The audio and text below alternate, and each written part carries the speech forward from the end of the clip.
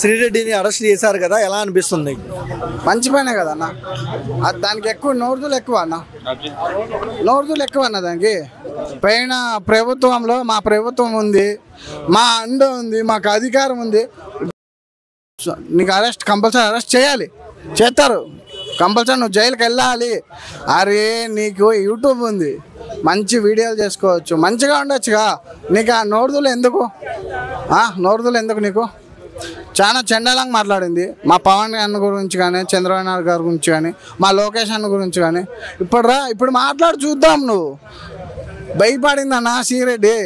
మా అన్నలకి సారీ చెప్పింది, అయినా మేము వదిలిపెట్టాం శ్రీరెడ్డిని. కంపల్సరీ ఏం చేయాలి? శ్రీరెడ్డిని ఇప్పుడు జైల్లో పెట్టాలి, కఠినంగా శిక్షించాలి. ఇంకొకరు ఈసారి వేరే వాళ్ళు మాట్లాడే అవకాశం లేకుండా చేయాలి. అంటే కష్టపూరిత రాజకీయాలు చేస్తున్నారు అంటున్నారు రెడ్ బుక్ ద్వారా. చేస్తున్నారన్న.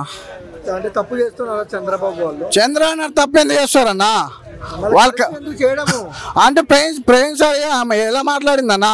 మాట్లాడితే అరెస్ట్ చేస్తారా? అవునా, చేస్తాము. ఇప్పుడు పోయినసారి మా ప్రభుత్వంలో పోయినసారి జగన్ అన్న ఉన్నాడుగా, జగన్ అన్న ప్రభుత్వంలో ఆమె ఎలా మాట్లాడిందో ఒకసారి మీరు వీడియోలు చూడండి. చాలా దారుణంగా మాట్లాడింది. ఆ నోరుదులు నీకెందుకు? అదేదో చేపల పులుసు చేసుకోవచ్చు కదా వెళ్ళి యూట్యూబ్లో. నీకెందుకు నోరుదులా? నువ్వు అలా ఎందుకు మాట్లాడాలి? ఎవరు ఇప్పుడు నీ బుద్ధి ఏమైంది? నీకు తెలివి ఉంది కదా, నీ బుద్ధి ఏమైంది? నువ్వు ఎందుకు మాట్లాడావు?